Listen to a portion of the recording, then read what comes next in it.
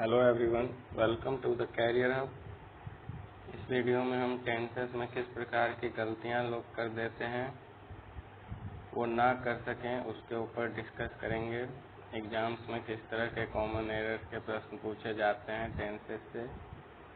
चलते हैं सीधा टॉपिक पर। तो पहला एग्जाम्पल आपको दिख रहा होगा, Sunidhi asked me what I am doing. इसमें आपको एरर पता करना है। इसमें एरर क्या है? ये बहुत ही आसान सा एग्जाम्पल है, आपने पढ़ा भी होगा बचपन में।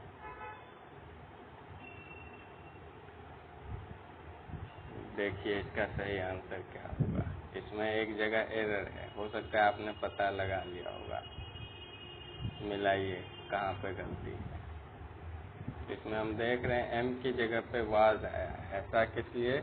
क्योंकि प्रिंसिपल क्लॉज जो है वो पास्ट फॉर्म में है। आस्क, यहाँ पे प्रिंसिपल क्लॉज में पास्ट टेंस का प्रयोग किया गया है आस्क का। तो जो सबऑर्डिनेट क्लॉज होगा वहाँ भी पास्ट टेंस का ही प्रयोग किया जाएगा। इसलिए अगर प्रिंसिपल क्लॉज में आस्क्ड है तो यहाँ पे एम ना होके वाज होगा। इसका रूल क्या है? रूल है, आपको स्क्रीन पे दिख ही रहा होगा। वही बात है, जब मेन क्लॉज में पास्ट टेंस हो तो सबऑर्डिनेट क्लॉज में भी पास्ट टेंस का ही प्रयोग होगा। देखते हैं दूसरा एग्जाम्पल। अच्छा, इसका पहले कई जगह पर यह नियम नहीं भी लगता है कि अगर प्रिंसिपल क्लॉज में पास्ट है तो सबऑर्डिनेट क्लॉज में भी पास्ट होगा। ये नियम कब नहीं लगता है, पहले ये देख लेते हैं। जब हम इन्वर्टेड कॉमास के अंदर में अपनी दूसरी बात को रखे रहते हैं, और दूसरा एक समय जब कोई ऐसा सत्य जो हमेशा सत्य ही रहता है, जिसको हम यूनिवर्सल ट्रुथ कहते हैं। एग्जाम्पल्स के थ्रू आपको समझ में आ सकता है। जैसे कि शी सेड, उसने कहा, I am waiting for your answer, मैं तुम्हारे उत्तर का इंतजार कर रही हूँ। तो इसमें हम she said I was waiting for your answer नहीं लगाएंगे, क्योंकि यहाँ पे जो I am waiting for your answer है वो इन्वर्टेड कॉमास के अंदर है, इसलिए ये पूरा सही है। यहाँ पे हम वॉज का प्रयोग नहीं करेंगे। हाँ, लेकिन अगर इन्वर्टेड कॉमा हटा के हम दैट लगा के बनाते, she said that I am waiting for your answer, तब वो गलत हो जाता, तब वहाँ पे वॉज का प्रयोग होता, तब वो सही होता। और दूसरा सिचुएशन है, ही said that London is a great city, उसने कहा कि लंदन एक बहुत बड़ा शहर है। यहाँ दैट लगा है, उसके बावजूद भी हम सबऑर्डिनेट क्लॉज में इज को इज ही रखें, हमने यहाँ पे वॉज नहीं किया। यहाँ पे प्रिंसिपल क्लॉज जो है मेन क्लॉज, उसमें सेड है पास्ट फॉर्म, लेकिन सबऑर्डिनेट क्लॉज में हमने इज का इज ही रखा है, वॉज नहीं किया। ऐसा इसलिए क्योंकि लंदन वास्तव में एक बड़ा शहर है। Past tense, future tense, present tense पे लंदन का ग्रेटनेस डिपेंड नहीं करता। ये हर समय ग्रेट सिटी है ही, कोई इसको बदल नहीं सकता। इसलिए यहाँ प्रिंसिपल क्लॉज में कोई भी टेंस रहे, ये हमेशा प्रेजेंट टेंस में रहेगा। नरेशन में आप लोग ऐसा पढ़ते भी हैं, यहाँ टेंस के अंदर पढ़ रहे हैं। तो दो तरह का सिचुएशन था, एक जब इन्वर्टेड कॉमास के अंदर रहे, दूसरा जब यूनिवर्सल ट्रुथ रहे। तो इन दो सिचुएशन में प्रिंसिपल क्लॉज पास्ट टेंस में रहेगा, फिर भी सबऑर्डिनेट क्लॉज प्रेजेंट टेंस में ही रहेगा। और यदि ऐसा ना रहे तब हम प्रिंसिपल क्लॉज के अकॉर्डिंग सबऑर्डिनेट क्लॉज के टेंस को बदल देते हैं। अब दूसरा एग्जाम्पल देखते हैं। दूसरा है, did you went to school yesterday, क्या तुम कल विद्यालय गए थे। इसमें बहुत आसानी से आपको एरर दिख रहा होगा। आपने टेंस पढ़ा होगा तो एक झलक में दिख जाएगा गलती कहाँ पे है। आप लोग सिंपल प्रेजेंट टेंस के स्ट्रक्चर को याद करिए। उसमें हम इंटरोगेटिव सेंटेंस के लिए कौन सा स्ट्रक्चर बनाते हैं, वह जब आप याद करेंगे तो आपको याद आएगा, did plus subject plus verb first form use करते हैं इंटरोगेटिव सेंटेंस में, क्योंकि पास्ट उसको दिखाने के लिए हमने एक वर्ब डिड का यूज कर ही दिया है। डिड यहाँ पे स्पष्ट कर रहा है कि बात पास्ट में हो रही है। तो जब एक वर्ब पास्ट को डिनोट कर ही रहा है तो दूसरे वर्ब को भी पास्ट में रहने की कोई ज़रूरत नहीं है, वो गलत होएगा। यहाँ पे वेंट ना हो के गो होगा, जैसे तो इसका करेक्ट फॉर्म होगा did you go to school yesterday. यहाँ पे डिड पास्ट को डिनोट कर ही रहा है, इसलिए वेंट के बदले गो होगा। वेंट लगाते हैं तो गलत होगा। तो यहाँ पे भी वही बात है, इसमें शायद मुझे उत्तर बताने की ज़रूरत ही ना पड़े। I did not went to school yesterday. बात वही है, जब हमने डिड लगा ही दिया तो फिर दोबारा पास्ट वर्ब की कोई ज़रूरत नहीं है, यहाँ भी गो होगा, वेंट नहीं होगा। I did not go to school yesterday. Rule वही है, पास्ट टेंस में डिड के बाद पास्ट वर्ब का प्रयोग नहीं करते हैं। यहाँ पे वही डिड वाला सिचुएशन डज के साथ है। एग्जाम्पल है does the gardener waters the flowers. क्या माली फूलों को पानी पटाता है। यहाँ पे वाटर्स मतलब पानी पटाना है, ये एक वर्ब है, काम किया जा रहा है। तो सिंपली अगर हम बोलते कि माली फूलों को पानी पटाता है तो होता द गार्डनर, यहाँ से the gardener waters the flowers. इतना, माली फूलों को पानी पटाता है, the gardener waters the flowers. यहाँ पे हम वाटर न लगा के वाटर्स लगाए हैं, मतलब अगर क्योंकि वर्ब सिंगुलर है, मतलब सब्जेक्ट सिंगुलर है, तो सिंगुलर सब्जेक्ट के साथ सिंगुलर वर्ब ही लगेगा। और हम जानते हैं सिंगुलर वर्ब में एस या ई एस लगा रहता है। तो सब्जेक्ट सिंगुलर है, ये डिनोट करने के लिए वर्ब में यहाँ पे एस लगा हुआ है। तो ये तो उस समय होता है, लेकिन हम जानते हैं कि जब हम किसी का नेगेटिव या इंट्रोगेटिव बनाते हैं तब हमें डू या डज का प्रयोग करना पड़ता है। और हम जानते हैं कि सिंगुलर के साथ में हम डज का प्रयोग करते हैं। तो जब डज डिनोट कर ही रहा है यहाँ पे कि वर्ब सिंगुलर है, तो दोबारा से यहाँ पे हमें एस ई एस दिखा के डिनोट करने की कोई आवश्यकता नहीं है कि सब्जेक्ट सिंगुलर है, क्योंकि डज यहाँ पे डिनोट कर ही रहा है कि सब्जेक्ट सिंगुलर है। और हम डज में कोई छेड़छाड़ कर नहीं सकते, क्योंकि इसका आना तो निश्चित ही है। तो वाटर को ही वाटर करना पड़ेगा, तो यहीं पे गलती है। इसका सही फॉर्म होगा does the gardener water the flowers. ये जो एग्जाम्पल है ये सब कुछ स्पष्ट कर रहा है। डज लगा के ये डिनोट कर रहा है कि सब्जेक्ट जो है वो सिंगुलर है, और अगर ये चीज़ डिनोट हो ही गया है तब यहाँ पे हमें दोबारा से एस ई एस लगाने की कोई ज़रूरत नहीं है। इसलिए does the gardener water the flowers, ये करेक्ट होगा। और अगर वाटर्स लगा रहता है तो वो गलत कहलाएगा, क्योंकि डज का प्रयोग जब हमने कर दिया तो दोबारा वर्ब के फिफ्थ फॉर्म लगाने की कोई आवश्यकता नहीं, वो गलत होएगा। जैसे डिड वाले में हमने किया था वैसे यहाँ भी है। अब ये नेगेटिव में देखिए, the man does not waters the flowers. यहाँ भी वही गलती है, जब डज लग ही गया है तब दोबारा वर्ब के फिफ्थ फॉर्म यानी verb plus S E S लगाने की कोई आवश्यकता नहीं है। इसका सिंपल करेक्ट फॉर्म होगा the man does not water the flowers. Rule वही है, डज के बाद वर्ब का फर्स्ट फॉर्म लगता है, ना कि फिफ्थ फॉर्म, जिसको हम verb plus S E S कहते हैं। तो डज के बाद वर्ब का फर्स्ट फॉर्म लगेगा। इसके बाद एक ये है example, he said that he will come tomorrow. उसने कहा कि वह कल आएगा। ये एग्जाम्पल हमने सबसे पहले डिस्कस किया था। यहाँ पे मेन क्लॉज में सेड है जो कि पास्ट टेंस में है, और यहाँ हम देख रहे हैं कि विल जो है वो फ्यूचर टेंस में है। तो सीक्वेंसिंग टेंस का जो है सो गलत है। तो सही क्या होगा, हमें विल को भी पास्ट में चेंज करना पड़ेगा। तो विल का पास्ट क्या होता है, वुड होता है। तो इसका करेक्ट फॉर्म होगा he said that he would come tomorrow. इसी तरह अगला है, last Sunday Elsa told me that she may come. पिछले रविवार एल्सा ने मुझे कहा था कि वह आ सकती है। पिछले रविवार कहा था, पास्ट टेंस में बात हो रही है, तब आ सकती है ये प्रेजेंट में क्यों है?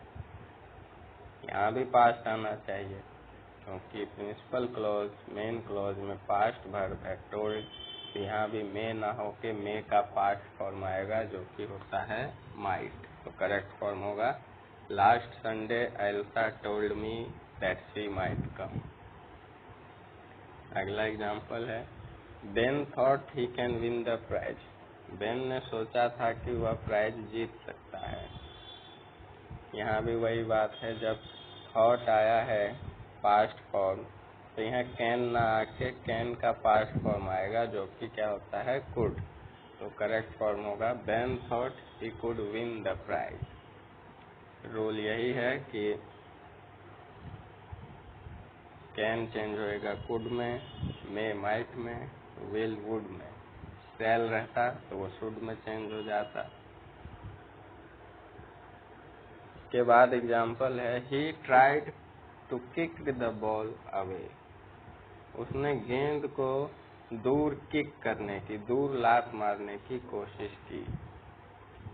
इसमें क्या गलती है? इसमें गलती है कि जब भी हम इंफिनिटिव का प्रयोग करते हैं टू प्लस किसी प्रकार का वर्ब, तो वो वर्ब हमेशा फर्स्ट फॉर्म में ही रहता है। टू के बाद जब भी वर्ब आता है वो फर्स्ट फॉर्म में ही रहता है। यहाँ पे हम देख रहे हैं कि ये फर्स्ट फॉर्म में नहीं है, ये सेकेंड या थर्ड फॉर्म में है, यानी कि पास्ट फॉर्म में है। ये गलत है, टू के साथ हमेशा वर्ब फर्स्ट फॉर्म में ही आता है। ये ट्राइड तो ठीक है, ये दिखा रहा है कि पास्ट में बात हो रही है, लेकिन टू के साथ में फिर ये पास्ट वर्ब दिखाने की कोई आवश्यकता नहीं है, ये गलत है। टू के साथ हमेशा वर्ब फर्स्ट फॉर्म ही आता है। He tried to kick the ball away। Rule यही है कि टू के साथ में वर्ब फर्स्ट फॉर्म का प्रयोग किया जाता है। उसके बाद है, I have seen a good film yesterday। मैंने कल एक अच्छी फिल्म देखी है। ये तो हमने कह दिया, लेकिन ये हमने गलत कहा। मैंने कल एक अच्छी फिल्म देखी है। जब भी किसी इस प्रकार का वर्ड आए, इसको हम एडवर्ब ऑफ टाइम भी कहते हैं, किसी इस प्रकार का शब्द आए जो समय को रिप्रेजेंट करता हो, वो भी पास्ट में, तब हम पास्ट टेंस का ही प्रयोग करते हैं, ना कि प्रेजेंट परफेक्ट का, जैसे यहाँ पे किया गया है। आई हैव सीन, ये प्रेजेंट परफेक्ट टेंस है, और यहाँ यस्टरडे डिनोट कर रहा है पास्ट को।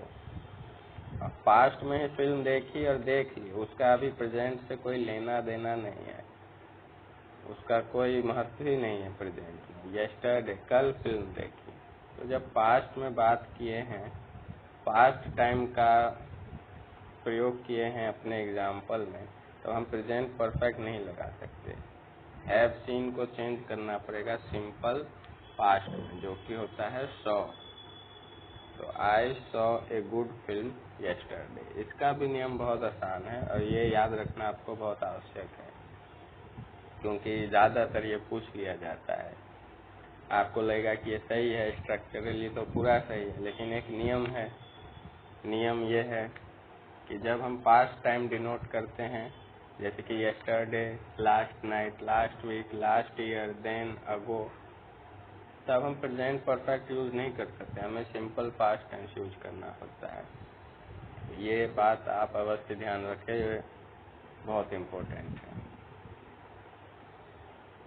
उसके बाद है, I M eight this school for 2 years। मैं इस स्कूल में 2 साल से हूँ। आपको लग रहा होगा ये सही है, मैं 2 साल से हूँ, एम ही तो लगाते हैं हूँ के लिए। I am eight this school for 2 years, एकदम सही आपको लग रहा होगा, लेकिन ये गलत है। ये गलत इसलिए है क्योंकि वो 2 साल पहले इस स्कूल में आना शुरू किया और अभी तक है ही, काम खत्म नहीं हुआ है। 2 साल से वो है, यानी पास्ट से अभी तक काम का लेना देना है। तो यहाँ पे हम एम नहीं लगा सकते, यहाँ पे हमें प्रेजेंट परफेक्ट टेंस का प्रयोग करना पड़ेगा और इसका करेक्ट फॉर्म हो जाएगा I have been at this school for 2 years। मैं इस स्कूल में 2 साल से हूँ, ये इसका करेक्ट फॉर्म होगा। I have been at this school for 2 years, क्योंकि वो 2 साल से है, 2 साल पहले से लेके अभी तक वो इसी स्कूल में है। तो यानी पास्ट टाइम से लेके प्रेजेंट टाइम तक काम का, कार्य का संबंध प्रेजेंट से है, इसलिए यहाँ हमें प्रेजेंट परफेक्ट ही यूज करना पड़ेगा। नेक्स्ट, ये रूल में यही बताया गया है कि पास्ट में काम शुरू हुआ लेकिन प्रेजेंट तक उसका लेना देना है, तो इसलिए हम I have been at this school for 2 years use करेंगे, जिसका मतलब हुआ कि हम अभी भी स्कूल में हैं, अभी छोड़े नहीं हैं। अगला एग्जाम्पल देखते हैं। Since he came we are happy. इसका अगर अर्थ देखें, since he came we are happy, तो अर्थ होगा कि जब से वह आया है हम खुश हैं। तो यहाँ भी हम देख सकते हैं जब से वह आया, यानी कि वह आया पास्ट में और ये लोग खुश हैं अभी तक, यानी कि पास्ट से लेके प्रेजेंट तक वर्ब का रिलेशन है। तो यहाँ भी हमें प्रेजेंट परफेक्ट टेंस ही यूज करना पड़ेगा और आर को हटा के हैव बीन लगाना पड़ेगा। तो सही फॉर्म क्या होगा? Since he came we have been happy. ये आपको याद रखना पड़ेगा, ये भी बहुत इम्पोर्टेंट है। मैं आपको सलाह दूंगा कि इससे रिलेटेड आप 10-10 एग्जाम्पल्स जरूर बनाएं। रूल यही है कि सिंस क्लॉज ऑफ टाइम जो पास्ट को डिनोट कर रहा है और काम अभी तक चल ही रहा है, तो इसलिए हमें प्रेजेंट परफेक्ट टेंस का प्रयोग करना पड़ेगा। इसके बाद एक एग्जाम्पल है, I am understanding the lesson now. मैं अब पाठ समझ रहा हूँ। ये हम हिंदी में बोलते हैं, हिंदी में करेक्ट है, लेकिन इंग्लिश में ऐसा नहीं होता है। इंग्लिश में कुछ वर्ब्स होते हैं जो कि स्टेटिव वर्ब होते हैं, जिनका एक स्टेट होता है। वो कोई एक्शन डिनोट नहीं करते हैं, वो एक स्टेट डिनोट करते हैं। तो ऐसे वर्ब जो स्टेट डिनोट करते हैं, उनके साथ हम कंटिन्यूअस टेंस का प्रयोग नहीं कर सकते हैं। तो उसके साथ हम सिंपल प्रेजेंट टेंस का ही प्रयोग करते हैं। जैसे कि यहाँ पे एम अंडरस्टैंडिंग हटा के हमें अंडरस्टैंड करना पड़ेगा। एम अंडरस्टैंडिंग, इसको हमने चेंज कर दिया अंडरस्टैंड में। I am understanding the lesson now, ये गलत था, I understand the lesson now. तो आपको यहाँ मैं लिस्ट दे देता हूँ कि वैसे वर्ब कौन कौन से होते हैं जो स्टेट डिनोट करते हैं, एक्शन नहीं। तो ऐसे वर्ब ये हैं, understand, know, believe, like, love, belong, prefer, consist, mean, hear, see, etcetera. जैसे सी मतलब होता है देखना, तो हिंदी में तो हम कह सकते हैं मैं उन बच्चों को खेलते हुए देख रहा हूँ। हिंदी में तो ये सही है, लेकिन इंग्लिश में अगर हम कहेंगे I am seeing the boys playing या I am seeing the children playing, तो ये सब गलत होएगा। आई एम सीइंग नहीं कहेंगे हम, लेकिन यहाँ पे हमें इंग्लिश में भी कंटिन्यूटी तो दिखानी पड़ेगी कि कंटिन्यूअस एक्शन है। तो उसके लिए हम क्या करते हैं, ये जितने भी स्टेटिव वर्ब आपको दिख रहे हैं, सबके लिए अलग अलग नियम है। मैं सी के लिए बता रहा हूँ। हम सी के बदले कैन सी लगा सकते हैं। कैन सी का मतलब हो जाएगा कि मैं देख रहा हूँ, देख सकता हूँ भी किसी किसी सिचुएशन में रहेगा, लेकिन किसी नेटिव स्पीकर के साथ जब आप बात करेंगे या किसी भी जो इंग्लिश को समझता होगा, वो आपकी बात समझ जाएगा कि आप क्या कहना चाह रहे हैं। तो अगर हम कहें कि मैं उन बच्चों को खेलते हुए देख रहा हूँ, तो इसका इंग्लिश होगा I can see the children playing, I can see the boys playing. इस तरह से होगा, आई एम सीइंग नहीं होगा। इस पे भी आप अगर 5-5 सेंटेंस हर एक वर्ड पे बना लें तो आपकी इस पर पकड़ अच्छी हो जाएगी। उसके बाद है every morning I am going for a walk. आप किसी के साथ बात कर रहे हैं और उसको आपने कह दिया कि मैं हर सुबह वॉक पे जा रहा हूँ, टहलने के लिए जा रहा हूँ। बात तो आपकी वो समझ ही जाएगा, लेकिन एग्जाम में आपको बात नहीं समझाना रहता है। एग्जाम में आपको एकदम करेक्ट फॉर्म बताना रहता है, एरर पता करना रहता है। तो स्पीकिंग के समय आप कुछ भी करें उससे मतलब नहीं है, लेकिन एग्जाम में आपको एरर फाइंड आउट करना पड़ेगा। और उसके लिए और उस संदर्भ में देखें तो ये गलत है। Every morning I am going for a walk नहीं होगा। हम जानते हैं जब कोई काम डेली होता है, प्रतिदिन होता है, नित्य होता है, तो उन सब काम को हम सिंपल प्रेजेंट टेंस के द्वारा रिप्रेजेंट करते हैं। और एवरी मॉर्निंग यानी कि काम हर सुबह हो रहा है नियमित अंतराल पे, तो हमें सिंपल प्रेजेंट टेंस का ही प्रयोग करना पड़ेगा। आई एम गोइंग ना होके आई गो होगा। यहाँ पे हम एम गोइंग हटा देंगे और गो लिख देंगे, बाकी सब कुछ सेम ही रहेगा। Every morning I am going for a walk ये गलत है, और every morning I go for a walk सही कहलाएगा। रूल यही है जो मैं आपको बता चुका हूँ। हाँ, कुछ सिचुएशन ऐसे होते हैं जहाँ पे हम हैबिचुअल एक्शन को, यानी जो काम रोज होता है, उसको कंटिन्यूअस फॉर्म में भी बता सकते हैं। ऐसा तब होता है जब हम अपने सेंटेंस में ऑलवेज का प्रयोग करें। ऑलवेज, जैसे कि एग्जाम्पल है ही इज, एग्जाम्पल है he is always talking in class. He is always talking in class, वह हमेशा क्लास में बात करता रहता है। तो कोई चीज हम करते रहते हैं हमेशा, तो उसके लिए हम जब सेंटेंस में ऑलवेज का प्रयोग करते हैं तब हम प्रेजेंट कंटिन्यूअस का प्रयोग कर सकते हैं, और वही ज़्यादा सही रहेगा। समझ गए? कोई काम जब हमेशा करते रहते हैं, ऊपर हमने कहा था कि every morning I am going for a walk, ये कोई ऐसा काम नहीं है जो हम हमेशा करते ही रहते हैं। और ये जो कहा गया है ऑलवेज टॉकिंग इन क्लास, मतलब क्लास में वो हमेशा बात करता ही रहता है। इम्फेसिस दे रहे हैं, हम जोर दे के कह रहे हैं, तो जोर दे के कह रहे हैं इसलिए ऑलवेज लगाए, और ऑलवेज लगाए तब हमें प्रेजेंट कंटिन्यूअस का प्रयोग करना पड़ेगा। और इसी तरह एक और एग्जाम्पल है ही इज लिविंग इन लंदन। ऐसे भी हम कह सकते हैं कि वह लंदन में रह रहा है। ये सब इम्फेसिस देने के लिए किया जाता है, लेकिन आमतौर पर हम क्या कहते हैं, ही लिव्स इन लंदन।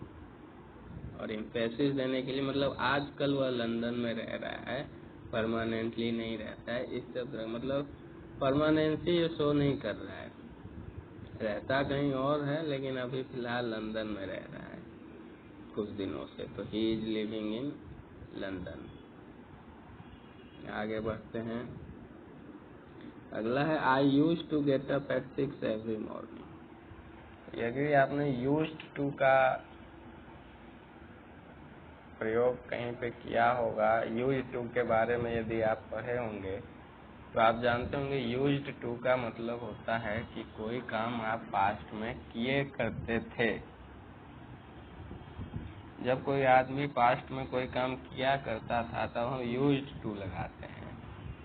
लेकिन अगर आप कोई काम प्रेजेंट में करते हैं तब हम यूज्ड टू को उसी अनुसार यूज टू बना के प्रयोग नहीं कर सकते हैं, वो गलत होता है।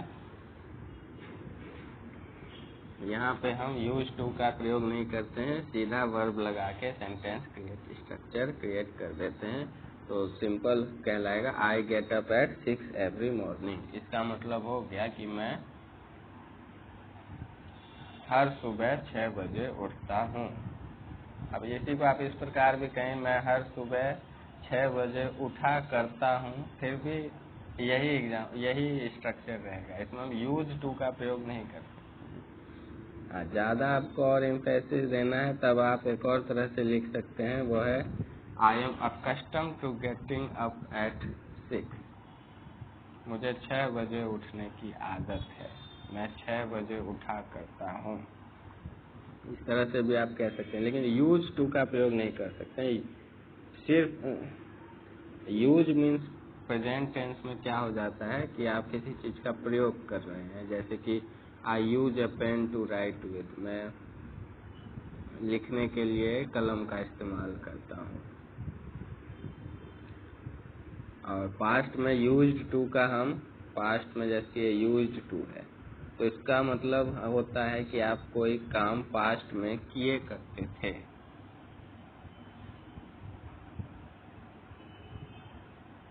आप कोई काम पास्ट में किया करते थे तो वहाँ पे हम यूज्ड टू का प्रयोग कर सकते हैं, लेकिन उसी को हम प्रेजेंट में ढालने के लिए यूज्ड टू को हटा के यूज टू कर दिए, वो नहीं हो सकता, वो गलत होता है। प्रेजेंट में ऊपर दिए गए ये 2 एग्जाम्पल्स के थ्रू ही हम अपना जो कुछ भी बताना चाहते हैं वो बताते हैं। जैसे कि यूज टू का 1-2 एग्जाम्पल यहाँ पे मैंने लिया है, my father used to play football very well. इसका मतलब क्या हुआ, my father used to play football very well. मेरे पिता बहुत अच्छे से फुटबॉल खेला करते थे। कोई काम किया करते थे, जब कोई काम किया करते थे तब हम यूज्ड टू का प्रयोग करते हैं। तो यहाँ पे ये सही है, पास्ट में तो किया ही जाता है यूज्ड टू, लेकिन इसी का हम प्रेजेंट बनाना चाहें कि मेरे पिता बहुत अच्छा फुटबॉल खेलते हैं या खेला करते हैं, तब हम यूज्ड टू नहीं लगा सकते कि यूज्ड को हटा के यूज कर दिया और टू लगा दिए तो प्रेजेंट बन गया। ऐसा नहीं कर सकते, वो गलत होएगा। पास्ट में सही है, लेकिन प्रेजेंट में हम यूज टू नहीं लगा सकते। मैं बहुत बार जोर दे के आपको बता रहा हूँ, ये आप याद कर लें। इसके बाद एक एग्जाम्पल है, the train already left before I arrived.